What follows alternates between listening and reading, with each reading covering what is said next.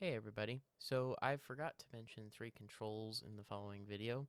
One is the engine RPM. This is another control that you will need in order to be able to control the engine RPM in flight. This will be required to adjust immediately after takeoff. You can bind this either in axis commands if you have an axis for this, or under the buttons you should find it under engine RPM or propeller. This should include a control for increase or decrease. The other two controls are for fuel tank select left and fuel tank select right. These are by default left Alt T and right Alt T. Both of these controls are going to be required in flight in order to help keep the aircraft in balance. Anywho, enjoy the rest of the video. Hello everybody. So today I'm going to show what controls you need to bind for the TF51, ones that I recommend that you put directly on your HOTAS because you'll need them relatively close when you're flying the aircraft, and ones that you can probably leave on the keyboard, and just overall all the controls that you'll need to properly fly and operate the aircraft. So first ones are going to be your axis commands. So obviously the primary ones that we need bound at all times are going to be our pitch, our roll, and our rudder. These are the three primary ones that you need to bind in order to be able to operate the aircraft at all. Um, if you have a rudder set up, I would highly recommend, if you have wheel brakes or toe brakes, to bind wheel brake left and right to those toe brakes, as they come in great use for taxiing and landing a prop-driven aircraft because of how nose heavy it is. Um, so once you have these bind, so you want your pitch and roll bound to your joystick, your rudder bound to either your twist or your rudder pedals, and your wheel brake left and right, we will move on to the other controls that you will need.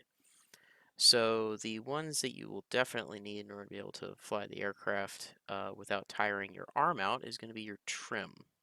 So I'm just going to push my trim. Um, so the controls you'll need are trim elevator down, up, left, and right.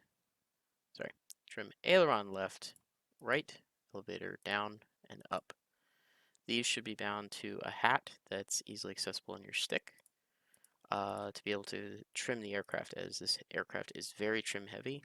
Every time that you adjust throttle or change airspeed greater than about 10 to 20 miles an hour, you will need to trim the elevator. Aileron trim isn't used as much, but it's mostly to help with like an unbalanced fuel tank. So like if you're pulling more fuel from one wing than the other, you can use the aileron trim to help keep the aircraft flying level, so you're not having to constantly hold your joystick or stick to the right or to the left, uh, and that just helps take tension off of you having to hold the stick in a certain position. Trim rudder left and right are two other controls that really need to be bound, because the aircraft is so rudder sensitive and rudder trim heavy. The rudder also needs to be adjusted every time that you apply power, remove power, increase speed, or decrease speed. Um, with this, you'll use your turn and slip indicator to trim the rudder so you can help keep it centered. Um, this helps to keep your feet from wearing out from having to hold the rudder at a certain position to the left or to the right, which can get very tiring especially if you're doing a very long flight. Um, so those are the main trim functions. Uh, and with that, that's mostly it. There is a trim reset. This can be used if you get your trim wildly out of whack. You can set that button, but that's not used as much, and that can be bound to the keyboard. Your flaps up and down can also be bound to the HOTAS. They mostly come in handy for takeoffs and landings. I found that having them quickly accessible helps keep my fingers from having to wander all over the keyboard and try to find these bindings um, while I'm trying to do a complex task such as landing in a circuit and trying to keep an eye out for other traffic. One that can be left bound to your keyboard, but you do need to be familiar with is obviously the landing gear up-down key. Default is G.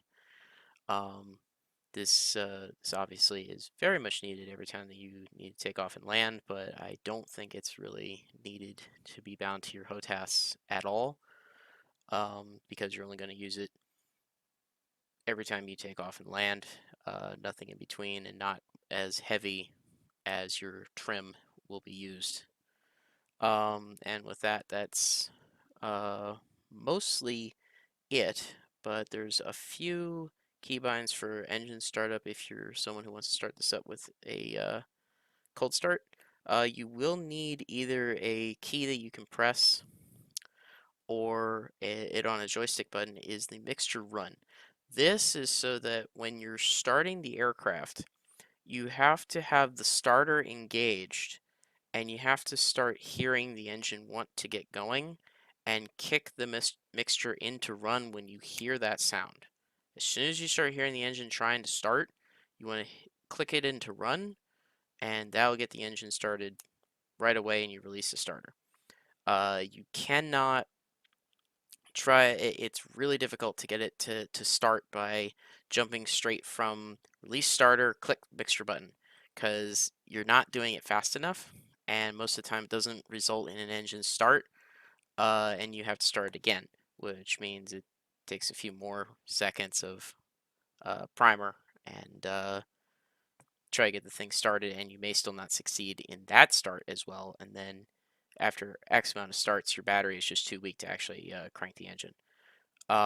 So easiest way to pretty much guarantee a start 100% of the time is while you're holding that starter, hit the mixture to run with either a keybind or a button on your joystick, and then release the starter with your mouse, and it, for the most part, starts up pretty much 100% of the time.